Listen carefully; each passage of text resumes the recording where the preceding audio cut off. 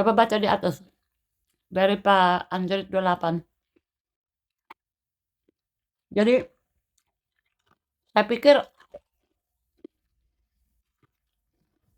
Anda itu mengasumsikan definisi Tritunggal versi Anda sendiri, ya kan? Lalu Anda memaksakan ke konsep Allah Tritunggal. Jadi Anda itu mengasumsikan definisinya sendiri lalu memaksakan ke konsep Allah Tritunggal. Jadi kalau benar satu, kenapa jadi tiga? Kalau satu ya satu saja. Kan seperti itu pola pikir Anda kan? Nah, kesalahan Anda tuh, Anda menganggap kata satu itu hanya punya satu arti, mutlak, tanpa ada pembedaan apapun. Padahal kita tahu dalam banyak konteks, satu itu bisa berarti satu kesatuan, satu hakikat, dan lain sebagainya ya Pak.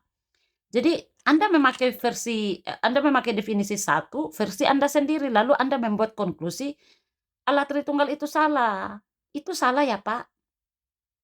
Kemudian Anda juga menyederhanakan konsep Allah Tritunggal menjadi satu dipecah jadi tiga. Padahal dalam teologi Kristen, Tritunggal bukan satu Allah dibagi jadi tiga Allah, tapi satu hakikat ilahi tiga pribadi ya Pak.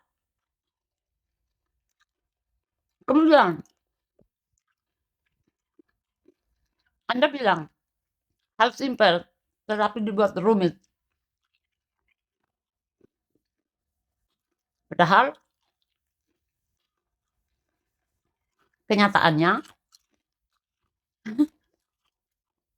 sesuatu sulit dipahami itu tidak otomatis membuatnya salah ya. Camkan baik-baik omongan saya.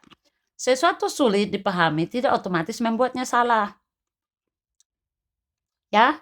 Kemudian Anda memakai analogi tubuh. Anda memakai tubuh manusia untuk menyerang Tritunggal. Tetapi Anda tahu tidak, tubuh manusia itu kan makhluk material biologis, sedangkan Tritunggal itu berbicara metafisik, hakikat ilahi. Jadi analoginya itu gimana ya?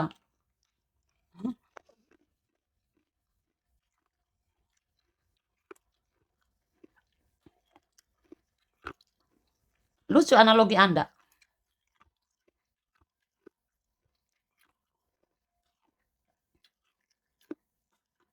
Coba kita lihat contoh lain saja. Di dalam Al-Quran, ada penggunaan kata kami untuk Allah. Dan dalam bahasa Arab, bukan hanya dalam bahasa Arab saja ya.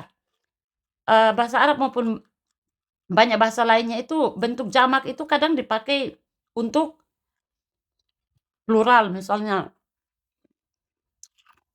bentuk keagungan maksudnya. Apalagi kebesaran dan lain sebagainya. Ya kan? Nah, menariknya ketika kita melihat penggunaan kata kami untuk Allah dalam Al-Quran, menariknya itu justru menunjukkan bahwa kata itu secara bahasa tidak selalu sesederhana arti literal matematis ya.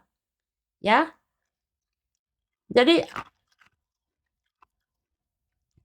kita dengan adanya penggunaan kata kami untuk Allah dalam Al-Quran, itu menunjukkan bahwa kata satu, kata kami, atau bentuk bahasa lain ya, itu tidak selalu dipahami secara sempit literal matematis ya.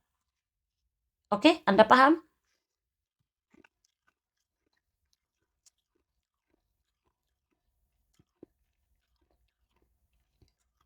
Saya tidak mengatakan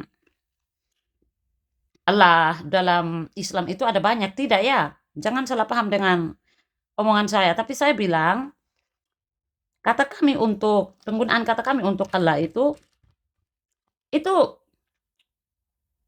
bisa dipakai sebagai bentuk keagungan atau kebesaran. Nah, dengan adanya penggunaan kata kami untuk Allah dalam Al-Quran, itu justru menunjukkan bahwa kata secara bahasa ya, itu tidak selalu sesederhana arti literal matematis ya Pak. Nah, itu contohnya ya. Jadi kata satu itu juga harus dipahami berdasarkan konteks.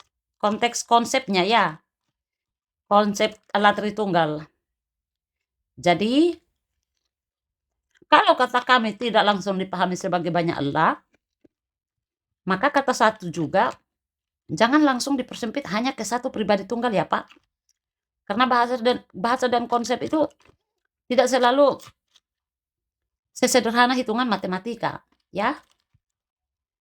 Ya mungkin hanya itu saja dari saya ya.